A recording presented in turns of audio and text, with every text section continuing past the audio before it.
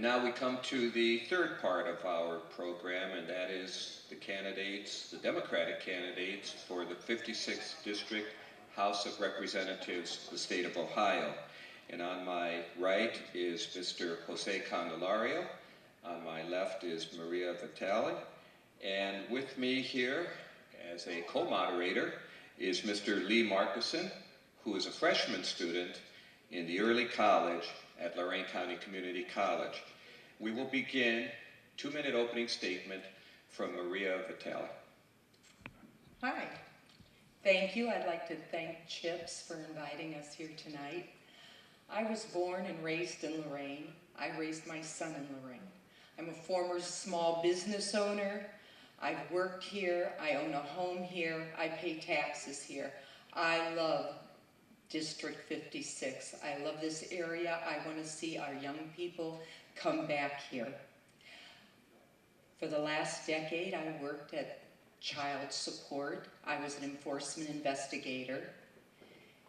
And I found that I've heard a lot of stories over the years about everything that is troubling our citizens, the troubles, the finances. People are having very hard times.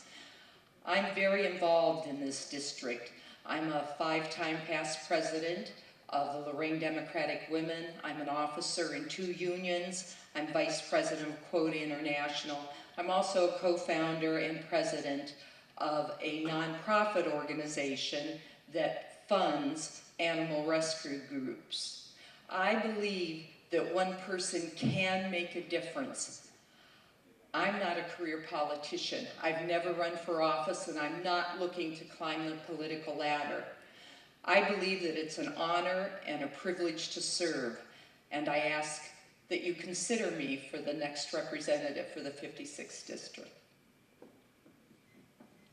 Same 2-minute opening statement, Jose Candelario. Thank you, David. Quiero agradecer a Chip por la invitación esta noche. I'd like to thank all of you for coming, and I thank you for the invitation today. My name is Jose Candelario, and I want to be your next state representative. As the owner of a small business, as a member of Chamber of Commerce, as an employer, I fight every day to make the economy work for all of us here in Lorain County. As director of the Board of Elections, and I manage million-dollar budgets, cut costs, and improve services, fighting to make government work for the people. As a community member, I've sat on more than 15 community agency boards, giving voice to those without. And what I'm most proud of, I think, is I'm a parent and I'm a husband. And I fight for their future, and I fight for their security. I'm asking for your vote so that I might fight for yours. Thank you.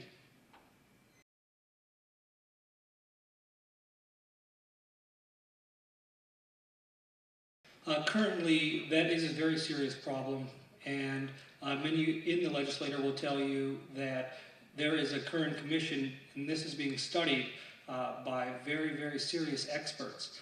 This is billions of dollars. While, if elected, I will take those recommendations and study them the best I can. I'll be very frank, I'm not an expert on billion-dollar finance of pension systems. But what I am an expert on is basic principled finance, making sure that the people who the PRS was designed for, they stay protected. And that is the fundamental reason that we have PRS, and I want to fight to make sure that those safeguards and that safety net stay in place. Maria Vitale, same question. Thank you. Currently, there are actuaries looking at a couple of possible remedies to keep the retirement system sustainable. At this time, the system takes the top 3 years to determine your pension. They're looking at increasing that to 5 years. They're also considering an increased employer contribution. These are billion-dollar budgets. There are actuaries that study this, and it deserves We all need to be safe in our retirement. So it's a big problem. And there are solutions out there. And like Jose, I would take the advice of the actuaries. Look at those very real solutions. Increasing from 5 years to 5 years from 3 is an exceptional and very good solution.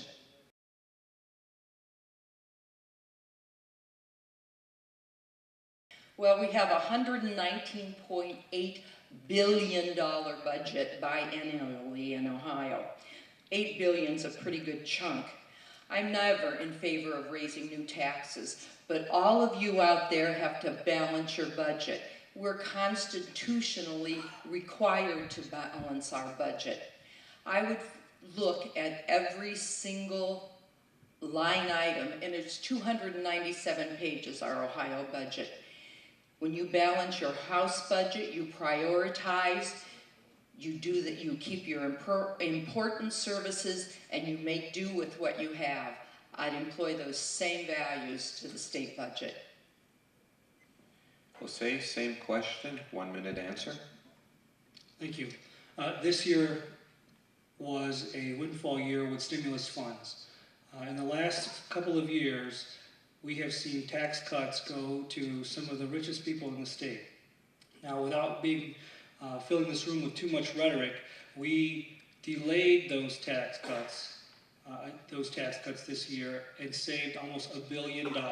Had we not made those cuts in the first place, we would have been able to use the $8 billion for roads and for bridges. So I'm not in favor of tax increases, but I am in favor of repealing some of the tax cuts that we've been so generous because they were given out in hopes that they would stimulate the economy.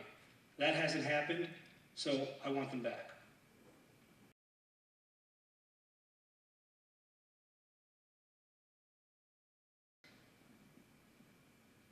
For us, here in this state, what we have to do is what we've been doing.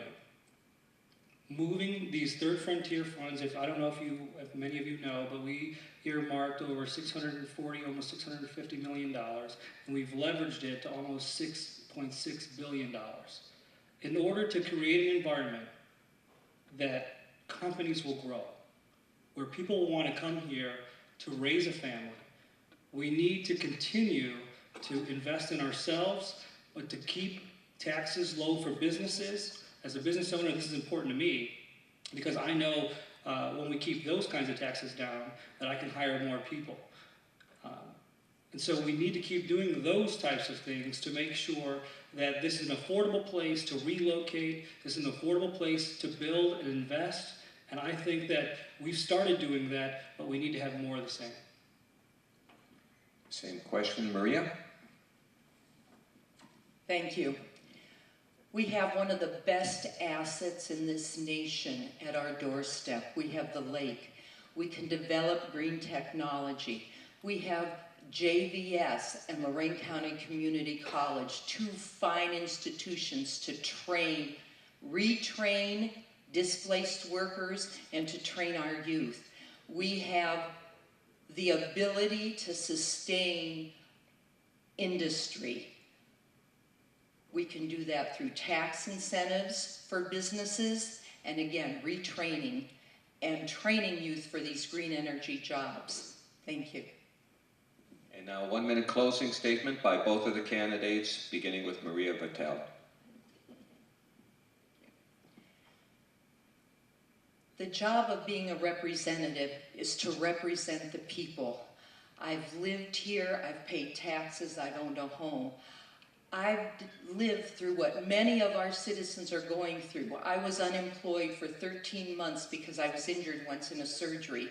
I had tough decisions to make. I had a child in college. I had a mortgage. You do what needs to be done to get the job done. Thank you. I first would like to just start off by saying that the people in the 56th district here in this Democratic primary have a lot of great choices. I honor the service and commitment of all of my competitors, because I do acknowledge that we're all up here for the right reasons. At the end of the day, we are in the toughest times that I think that we've seen ever. Mounting foreclosures, school funding in peril, job loss at its highest. We're going to need someone in Columbus who will fight for us. We're going to need somebody in Columbus who's going to stand on that floor and fight and represent this district like it hasn't been represented in a while. We're going to need a lion, and I promise you, I'm not waiting for day one to start representing you. I started representing you 10 years ago. Now I want to go to the State House, and I want to represent you there. I promise you I will be back here every year talking about what the things that we did and how we improved. And that concludes our first roundtable with the candidates for the Democratic primary 56th State House, Maria Vitale, Jose Candelario.